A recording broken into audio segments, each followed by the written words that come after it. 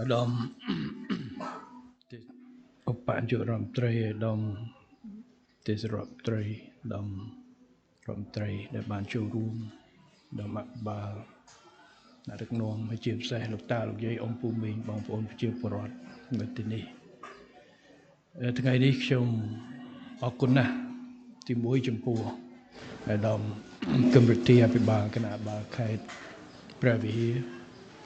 ដែលបានរៀបចំនិងក្រុមការងារដែលបានរៀបចំជំនួបនៅទីនេះហើយអរគុណចំពោះរបាយការណ៍សង្ខេបអំបញ្ញមិញអំពីការខិតខំប្រឹងប្រែងរបស់គណៈអភិបាលខេត្តនៅក្នុងការរៀបចំនៅមណ្ឌលសុវត្ថិភាពនៅទីនេះក៏ដូចជានៅកន្លែងផ្សេងទៀតនៅក្នុងខេត្តព្រះវិហាររបស់យើងហើយក៏ឆ្លៀតឱកាសនេះអរគុណណាស់ចំពោះគ្រប់បណ្ដាអង្គភាពពាក់ព័ន្ធអរគុណ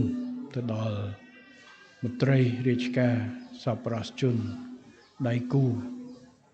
អង្គការជាតិអន្តរជាតិប្រទេសជីវិតដែលបានកន្លងទៅជួយឧបត្ថម្ភគាំទ្រទៅដល់ជនភៀសសឹករបស់យើងហើយខ្ញុំក៏សូមអរគុណឱកាសនេះក៏ផ្ដាំផ្ញើថ្លែងអំណរគុណដឹងគុណចំពោះវីរៈកងទ័ពវីរៈនគរបាលជាតិរបស់យើងដែលបានពលីរបួសក៏ដូចជាកំពុងឈរជើងនៅក្នុងបុព្វហេតុការពារទឹកដីរបស់យើងហើយបងប្អូននៅទីនេះភាគច្រើនសុទ្ធតែជាគ្រួសារតាមមក 90% ជាគ្រួសាររបស់កងទ័ពរបស់នគរបាលរបស់យើងដែលឈរជើងការពារទឹកដីរបស់យើងស្ថានភាពនៅក្នុងរយៈពេល6ខែនេះលោកអ៊ំពូមីងបងប្អូនទាំងអស់នៅទីនេះដឹងហើយប្រទេសយើងរងនៅឥទ្ធិពលអាក្រក់ពីសង្គ្រាមឈ្លានពាននេះបានជះឥទ្ធិពលបង្កើតនៅការបាត់បង់ការខូចខាតអាយុជីវិតទ្រព្យសម្បត្តិរបស់ប្រជាពលរដ្ឋយើងរបស់កងទ័ពរបស់នគរបាលផ្ទះសម្បែងជាច្រើនត្រូវបានខ្ទេចសាលារៀនកម្ពុជាស្គាល់ច្បាស់ណាស់នៅសោកនាដកម្មនៃសង្គ្រាមហេតុនេះហើយបានជារាជរដ្ឋាភិបាលខិតខំណាស់នៅក្នុងការធ្វើយ៉ាងណាបញ្ចប់ពលុតឲ្យឆាប់កាន់តែបានកាលពីផ្ទុះលើកទី1យើងបានខិតខំធ្វើការទូតតំណតំណងជាមួយបណ្ដាប្រទេសផ្សេងទាំងអាស៊ានទាំងថ្នាក់ដឹកនាំធំអន្តរជាតិរួមទាំងប្រធានាធិបតី Donald Trump យើងបានបញ្ចប់ក្នុង5ថ្ងៃហើយកាលនោះយើងសង្ឃឹមថាអ្វីនឹងបានល្អមិនអាចថាមិនផ្ទុះអាវុធតទៅទៀតអ៊ំពូមីងបងប្អូនចាំហើយយើងបាន5ខែក្រោយមកក៏មានការផ្ទុះម្ដងទៀតរយៈពេល3សប្តាហ៍រហូតដល់យើងចុះកិច្ចแบบឈប់បាញ់នៅថ្ងៃទី27ខែ12លោកអ៊ំពូមីងបងប្អូនអ្នកដែលស្គាល់សោកនាដកម្មសង្គ្រាមជាងគេគឺអ្នកដែលពាក់ព័ន្ធផ្ទាល់ជាពិសេសអ្នកនៅជួរមុខទាំងកងទ័ពទាំងនគរបាលទាំងអាវុធហត្ថរបស់យើងដែលឈរជើងការពារទាំងគ្រួសារហើយជាពិសេសអ៊ំពូមីងបងប្អូនដែលរស់នៅក្នុងតំបន់ប៉ះគ្នាតែម្ដងនេះគឺជាសោកនាដកម្មធំគោលដៅរបស់រាជរដ្ឋាភិបាលអ៊ំពូមីងបងប្អូននៅជាមួយបងប្អូនគ្រប់កលៈទេសៈទាំងអស់ពេលដែលផ្ទុះយើងធ្វើម៉េចអត្ថិភាពទី1គឺបញ្ជាមួយខេត្តអាជ្ញាធរមូលដ្ឋានកងកម្លាំងរបស់យើងធ្វើយ៉ាងណាជំលះប្រជាពលរដ្ឋយើងមកទីទួលសុវត្ថិភាពរៀបចំទីទួលសុវត្ថិភាពហើយខ្ញុំក៏សូមអរគុណដល់បដិជគុណបច្ចេកអធិការគណៈកម្មការវត្តដែលបានអនុញ្ញាតឲ្យយកទីតាំងវត្តរៀបចំជាកន្លែងជំរកទួលសុវត្ថិភាព យើងអត់មានព្រៀងសម្រាប់សង្គ្រាមទេយើងចង់បាននៅព្រំដែនសន្តិភាពជាមួយប្រទេសជិតខាងសង្គ្រាមផែកហួរផ្ទៃក្នុងវាយូរណាស់មកហើយដែលកម្ពុជាមិនចង់បានព្រោះវាប៉ះពាល់ដល់ជីវភាពរស់នៅអាយុជីវិតប្រជាពលរដ្ឋរបស់យើងប៉ុន្តែវាកើតហើយយើងត្រូវតែធ្វើយ៉ាងណាធានានៅសុខសុវត្ថិភាពរបស់ប្រជាពលរដ្ឋរបស់យើងគ្រប់គ្រងដល់កងកម្លាំងរបស់យើងប៉ុន្តែសំខាន់ប្រជាពលរដ្ឋស្លូតត្រង់ដែលអត់ដឹងអញ្ចឹងបានការបង្កើតទីទួលសុវត្ថិភាពនៅ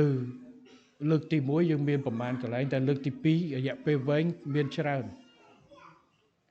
ជាងមុនចឹងបាននៅខេត្តនេះគឺខ្ញុំសូមអរគុណណាស់អាដាមគឹមរិទ្ធីបានធ្វើការងារបានល្អលះនៅតាំងពីលើកទី1ហើយលើកទី2នេះក៏បានចាត់ចែងបន្ថែមទៀតហើយក៏អរគុណដល់អាដាមទេសរដ្ឋមន្ត្រីគុតគីមដែលបានយកចិត្តទុកដាក់នៅក្នុងការដោះស្រាយបញ្ហាមិនថានៅខេត្តព្រះវិហារឧត្តរមានជ័យសំបីនៅប្រទីមានជ័យនៅកន្លែងផ្សេងទូទាំងប្រទេសពេលដែលប៉ះពាល់លើកទី2នេះប៉ះពាល់ច្រើនខេត្តបាទមជ្ឈនីព្រំដែនទាំងអស់បាទអញ្ចឹងគឺយើងខិតខំដោះស្រាយទៅតាមលទ្ធភាពដែលរាជរដ្ឋាភិបាលបានធ្វើអញ្ចឹងជំហានទី1គឺដោះស្រាយប្រជាជនទៅនៅណាមានកន្លែងស្នាក់នៅមានបន្ទប់ទឹកមានអាហារយ៉ាងម៉េចបាទសិស្សទៅរៀនដែលបាននឹងតើយើងអាចរៀបចំអីខ្លះកន្លែងនេះដូចរៀបចំជាសាលាដូចមានសាលាដែរនៅនេះបានបណ្ដោះអាសន្នឈឺស្កាត់ក្រសួងសុខាភិបាលទៅចុះមកធ្វើមួយមន្ទីរសុខាភិបាលរៀបចំយ៉ាងម៉េចដើម្បីជួយនេះដំណាក់កាលដំបូងដំណាក់កាលបន្ទាប់គឺថាធ្វើម៉េចកុំឲ្យវានៅរ៉ាំរ៉ៃចឹងហើយបានឈានទៅដល់ការខិតខំរកដំណោះស្រាយចរចាបញ្ចប់ជប់បាញ់នេះឲ្យបានឆាប់បាទវគ្គទី1 5ថ្ងៃវគ្គទី2 21ថ្ងៃដើម្បីបញ្ចប់បញ្ជាការស្លាប់បន្តទៀតរបស់ប្រជាពលរដ្ឋរបស់កងទ័ពកម្លាំងប្រដាប់អាវុធបាត់បែងផ្ទះសម្បែងតិចទី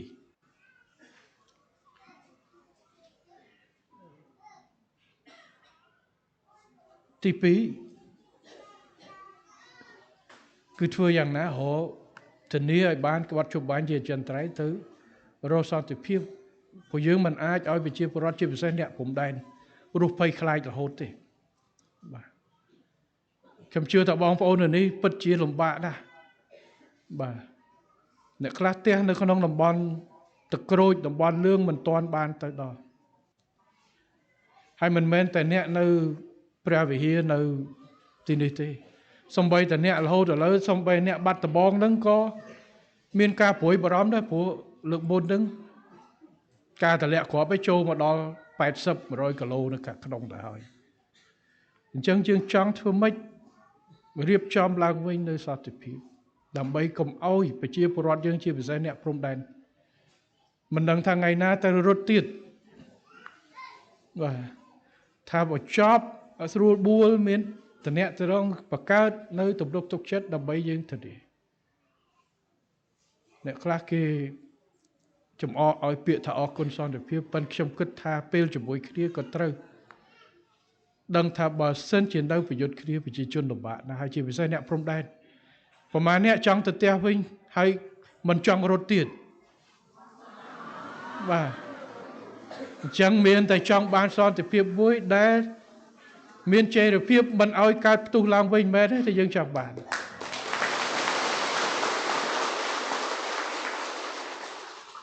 ប៉ុន្តែក្រោយពី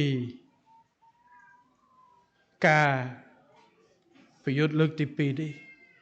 មានកន្លែងខ្លះយើងបាត់បង់ការគ្រប់គ្រងកន្លែងខ្លះបងប្អូនមិនទាន់ទៅផ្ទះបាន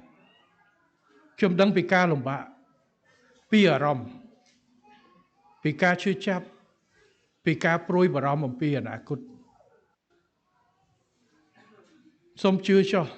អារម្មណ៍របស់លោកអ៊ំពូមីងបងប្អូនដែលនៅព្រំដែននៅកន្លែងនេះគឺជាអារម្មណ៍របស់ជាតិខ្មែរយើងទាំងមូលក្នុងនាមជារដ្ឋាភិបាលយើងយល់ពីអារម្មណ៍នេះណាបានយើងខិតខំនៅក្នុងការដោះស្រាយជាពិសេសការភ័យខ្លាច យ៉ាងមិនទៀតឥឡូវបងប្អូនខ្លះកន្លែងខ្លះទោះបីជប់បាញ់ក៏មិនទាត់ទៀតដែរដោយសារគ្រាប់មីនដោយសារគ្រាប់មិនទាន់ផ្ទុះដោយសារបញ្ហាផ្សេងអញ្ចឹងបានយើងនៅខិតខំនៅក្នុងការដោះស្រាយបញ្ហាខិតខំធ្វើយ៉ាងណាព្រោះគោលដៅរបស់រាជរដ្ឋាភិបាលធំកាតព្វកិច្ចធំពីរគឺទឹកដីនិងប្រជាពលរដ្ឋបាទអញ្ចឹងប្រជាពលរដ្ឋគឺអាយុជីវិតទ្រព្យសម្បត្តិនិងសេចក្តីសុខរបស់ប្រជាពលរដ្ឋមិនថាទាហានមិនថាប៉ូលីសមិនថាអាវុធហត្ថដែលឈរជើងនៅខាងមុខគ្រួសារទ័ពឬប្រជាពលរដ្ឋទូទាំងព្រំដែនឬមួយទូទាំងប្រទេសនោះទេបាទនេះគឺអ្វីដែលយើងបានខិតខំអញ្ចឹងយើងសង្ឃឹមថាបទជប់បាយនេះនឹងបន្តហើយយើងស្វែងរកនៅការកសាងសន្តិភាពមួយដែលរយៈពេលវែងដែលបងប្អូនប្រជាពលរដ្ឋបាទអ្នកផ្សេងទៀតតាម Facebook បងប្អូនខ្លះគាត់សើចចំអកឲ្យពាក្យនេះប៉ុន្តែខ្ញុំជឿថាអ្នកនៅអង្គុយនៅក្នុងរោងនេះនិងអ្នកនៅតាមព្រំដែនទាំងអស់ដែលឆ្លងកាត់នៅសង្គ្រាម21ខែនេះប្រជាពលរដ្ឋយើងជាង 100000 នាក់ដែលមិនទាន់អាចត្រឡប់ទៅវិញប្រកាសជាយល់ពីតម្លៃនៃពាក្យនោះហើយបាទចង់ឲ្យមានរហូតកុំឲ្យលំបាកកុំឲ្យមានភាពមិនច្បាស់លាស់នេះគឺជាអ្វីដែលយើងបានអញ្ចឹងកាតព្វកិច្ចរបស់រាជរដ្ឋាភិបាលក្រៅពីធ្វើរបស់នោះយើងត្រូវខិតខំស្ដារឡើងវិញបានន័យថាម៉េចស្ថិរភាពបត់ជប់បាញ់ហើយកន្លែងណាដែលប្រជាពលរដ្ឋភៀសខ្លួនដែលអាចត្រឡប់ទៅវិញបានយើងសម្រួលទៅឲ្យគាត់កាលដែលយើងប៉ះគ្នាខ្លាំងថ្ងៃ20ដូច700000នាក់បាទ700000នាក់ទូទាំងប្រទេសបាទជំរុំជនភៀសសាសយើងបើកច្រើនពេលដែលយើងចាប់ផ្ដើមមានបងប្អូនជាច្រើនឥឡូវបានជាង500,000នាក់ត្រឡប់ទៅវិញនៅសល់ជាង100000នាក់ទៀតបាទរួមទាំងបងប្អូននៅទីនេះផងអញ្ចឹងយើងមើលកន្លែងណាដែលអាចទៅវិញបានភ្លាមកន្លែងណាដែលនេះបានយើងសម្រួលទៅខាងស៊ីម៉ាក់ខាងអាជ្ញាធរខេត្តរៀបចំដោះអយុធភ័ណ្ឌមិនទាន់ផ្ទុះអីរៀបចំដើម្បីសុវត្ថិភាពសាលារៀនអីជួសជុលឡើងវិញកន្លែងណាដែលនៅមានបញ្ហាមួយចំនួនគឺយើងរៀបចំសម្រួលខិតខំពន្លឿននៅក្នុងការដោះវិញបងប្អូនអាចត្រឡប់ទៅវិញបានចំពោះកន្លែងដែលអាចមានរយៈពេលដោះស្រាយពីមធ្យមទៅរយៈពេលវែងរាជរដ្ឋាភិបាលត្រូវគិតគូររៀបចំយើងហៅថាជំរកបណ្ដោះអាសន្នដើម្បីឲ្យមានភាពលំនឹងល្អប្រសើរជាងនៅកន្លែងសុវត្ថិភាពឬមួយក៏កន្លែងមណ្ឌលជនភៀសសឹកបាទអញ្ចឹងយើងខ្ញុំបានបង្កើតរាជរដ្ឋាភិបាលបានបង្កើតគណៈកម្មការមួយសម្រាប់ពិនិត្យដោះស្រាយបញ្ហានេះជាជំរកបណ្ដោះអាសន្នសម្រាប់បងប្អូនដើម្បីងាយស្រួលនៅក្នុងការស្នាក់នៅក៏ដូចជាអាចមានផាសុកភាពព្រោះឥឡូវយើងរៀបចំនៅកន្លែងនេះរាប់រយនាក់រាប់ពាន់នាក់នៅក្នុងទីតាំងវត្តយើងរៀបចំកញ្ចក់កណ្ដៀតដោយសារយើងសង្គ្រាមវាផ្ទុះអញ្ចឹងយើងត្រូវដោះស្រាយបឋមប៉ុន្តែសម្រាប់រយៈពេលមធ្យមរយៈពេលទៅមុខទៀតអ្នកដែលមិនទាន់អាចត្រឡប់ទៅវិញដោយមិនទាន់មានសុវត្ថិភាពក្នុងកម្រិតណាមួយយើងត្រូវគិតគូរជូនគាត់បាទអញ្ចឹងខាងគណៈកម្មការជាតិគ្រប់គ្រងគ្រោះមហន្តរាយក្រសួងសេដ្ឋកិច្ចហិរញ្ញវត្ថុក្រសួងដែនដីគោលរូបនីយកម្មក្រសួងមហាផ្ទៃបានសិក្សារៀបចំកន្លែងជារួចដើម្បីបងប្អូនអាចយ៉ាងហោចណាស់ក្នុងពេលរងចាំត្រឡប់ទៅកន្លែងដើមរបស់យើងវិញក៏មិននៅក្នុងមណ្ឌលសុវត្ថិភាពបែបនេះគឺជាគោលដៅសម្រាប់ជួយដល់លោកអ៊ំពូមីងបងប្អូនទៅទីបាទដើម្បីយើងធ្វើយ៉ាងណាជួយដល់សុខភាពនិងផ្ដល់លទ្ធភាពសម្រាប់ជីវភាពក្នុងរយៈពេលរងចាំមានប្រជាពលរដ្ឋមានបងប្អូនចំនួនសួរថាចុះបើយើងរៀបអាកន្លែងថ្មីហ្នឹងបានន័យថាយើងឈប់ទៀមទាកន្លែងចាស់របស់យើងអត់ទេ ការទៀមទាបូរណភាពទឹកដីរបស់យើងនៅតែបន្តធ្វើយើងអត់មានបោះបង់សិទ្ធិនៅក្នុងការទៀមទានៅដែនអធិបតេយ្យភាពរបស់យើងទេគ្រប់កន្លែងទាំងអស់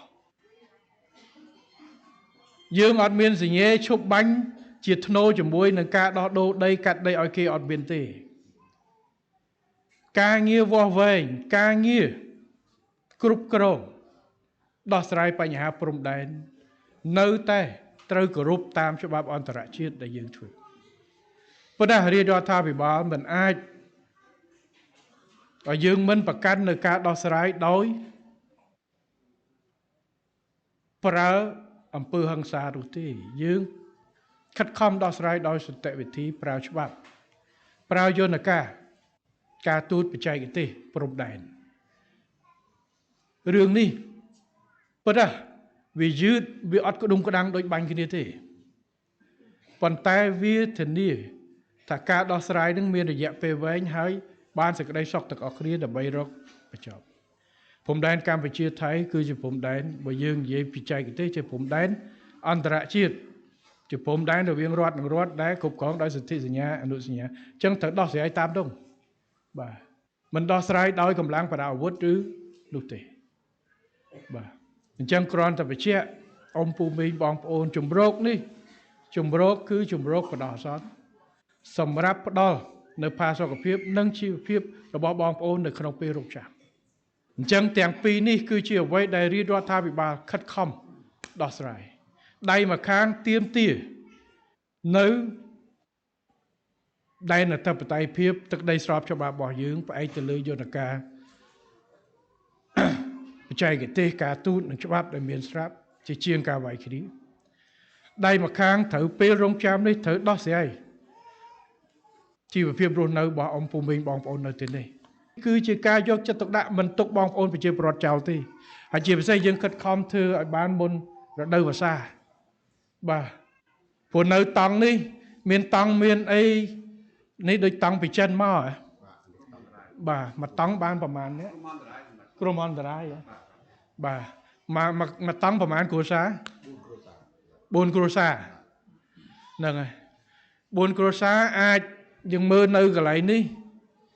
ខែនេះល្មមហើយខែភ្លៀងក៏គ្រាន់បើតែបងប្អូនមិនចង់នៅអញ្ចឹងយូរទេត្រូវទេបើបានកន្លែងណាដែលអាចសំរុំរឹងមាំជាងនេះក៏យើងអាចធ្វើដោះស្រាយបដោះសន្ននេះជាការខិតខំយកចិត្តទុកដាក់របស់រាជរដ្ឋាភិបាលហើយខ្ញុំសូមត្រឡប់មកវិញទី1ក៏សូមការយោគយល់ការដោះស្រាយរបស់យើងកន្លងទៅមានខ្វះមានលើមានអីខ្វះខាតអីយ៉ាងម៉េចសូមមេត្តាយោគយល់ហើយទៅមុខទៀតអ្វីដែលយើងដោះនេះគឺដើម្បីផលប្រយោជន៍អ៊ំពូមីងបងប្អូនបាទបានតិចបានច្រើនតែធ្វើយ៉ាងណាឲ្យបានប្រសើរឡើងអ៊ំពូមីងបងប្អូនមិនថានៅទីនេះជនភៀសសឹកកន្លែងផ្សេងទេយើងនឹងខិតខំដោះស្រាយហើយសូមបងប្អូនរក្សានៅស្មារតីសាមគ្គីជាតិខ្មែររបស់យើងនេះគឺជាគោលដៅសំខាន់ពេលនេះជាពេលលំបាករបស់ជាតិរបស់យើងរបស់បងប្អូនផ្ទាល់តែម្ដងប៉ុន្តែការលំបាករបស់អ៊ំពូមីងបងប្អូននៅទីនេះគឺជាការលំបាករបស់ជាតិខ្មែរយើងទាំងមូលតាំងពីព្រះមហាក្សត្ររហូតដល់ប្រជាពលរដ្ឋយើងគឺមានអារម្មណ៍ឈឺអារម្មណ៍អាណិតអារម្មណ៍គិតគូរទៅដល់ប្រទេសជាតិរបស់យើងទាំងមូលហើយខ្ញុំក៏សូមយកឱកាសនេះក៏អរគុណណាស់ចំពោះប្រជាជនខ្មែរយើងទូទាំងប្រទេសទូទាំងពិភពលោកតែម្ដងចំពោះស្មារតីរួមសាមគ្គីគ្នានៅក្នុងពេលដែលយើងមានបញ្ហាបាទប្រឈមជាមួយនឹងការឆ្លៀតពេលនេះក្នុងរយៈពេល6ខែនេះប្រជាពលរដ្ឋយើងទូទាំងប្រទេសរួមគ្នាជាស្មារតីមួយគ្រប់គ្រងទៅដល់វីរៈកងទ័ពវីរៈនគរបាលជាតិទៅដល់គ្រួសារទ័ពរបស់យើងហើយគ្រួសារទ័ពរបស់យើងនៅទីនេះក៏មានស្មារតីឆន្ទៈនៅក្នុងការគ្រប់គ្រងទៅដល់ប្តីរបស់ខ្លួនដែលកំពុងបំពេញភារកិច្ចរបស់យើងហើយនេះខ្ញុំសូមឲ្យស្មារតីសាមគ្គីឯកភាពជាតិខ្មែរនេះនៅបន្តរឹងមាំនៅក្នុងគ្រប់កលៈស័កជាពិសេសកលៈទេសៈដែលលំបាកនេះហើយជាពិសេសបងប្អូននៅទីនេះតែម្ដងនេះគឺជាស្មារតីដែលសូមឲ្យមានកុំឲ្យមានការបែកបាក់ នេះគឺជាអ្វីដែលជាកម្លាំងរឹងមាំរបស់ជាតិខ្មែររបស់យើងបាទហើយក៏ដូចជាបងប្អូននៅទូទាំងប្រទេសនៅក្រៅប្រទេសក្នុងនាមជាខ្មែរព្រោះនេះគឺជាស្មារតីធំមួយពេលវេលាលំបាកដែលយើងមិនបានជួបប្រទេសជិតមួយសតវត្សនៃសង្គ្រាមបែបនេះប៉ុន្តែប្រជាជនយើង17លាននាក់ជាតិខ្មែរយើងទាំងមូលរឹងមាំដោយសារសាមគ្គីឯកភាពជាតិនេះគឺជាអ្វីដែលខ្ញុំសំណូមពរបងប្អូននៅទីនេះក៏ដូចបងប្អូននៅទូទាំងពិភពលោកទូទាំងប្រទេសទាំងអស់